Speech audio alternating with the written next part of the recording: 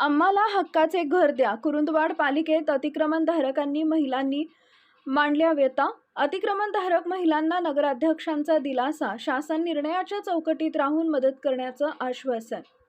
वर्षानुवर्ष आम्ही ज्या घरात राहत आहोत त्या जागेवर आमचं नाव लागावे आणि आम्हाला हक्काचं छत मिळावं या मागणीसाठी आज कुरुंदवाड शहरातील अतिक्रमणधारक महिलांनी नगरपालिकेत धाव घेतली.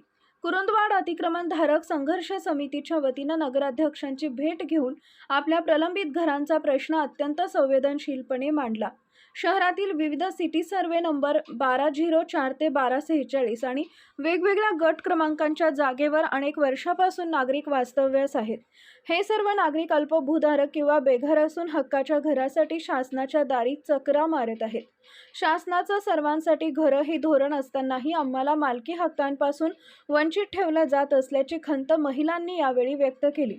नगरपालिकेत जमलेल्या महिलांनी नगराध्यक्षांची भेट घेऊन आपल्या अडचणींचा पाढा वाचला. आम्ही सर्वजण कष्टकरी आहोत. पावसामुळे किंवा इतर कारणांमुळे घराची पडझड झाली तरी हक्काची जागा नसल्यानं आम्हाला दुरुस्ती करता येत नाही.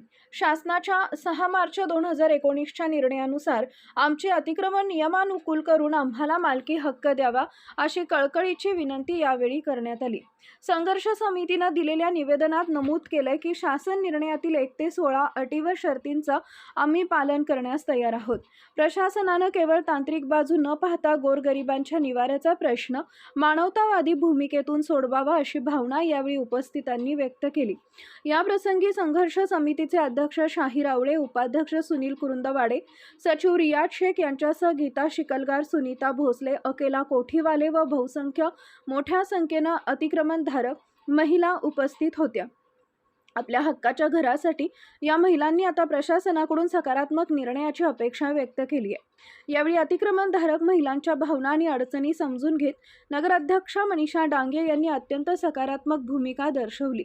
तुमच्या व्यथा आणि घरांचा प्रश्न आम्ही गांभीर्यानं घेत आहोत.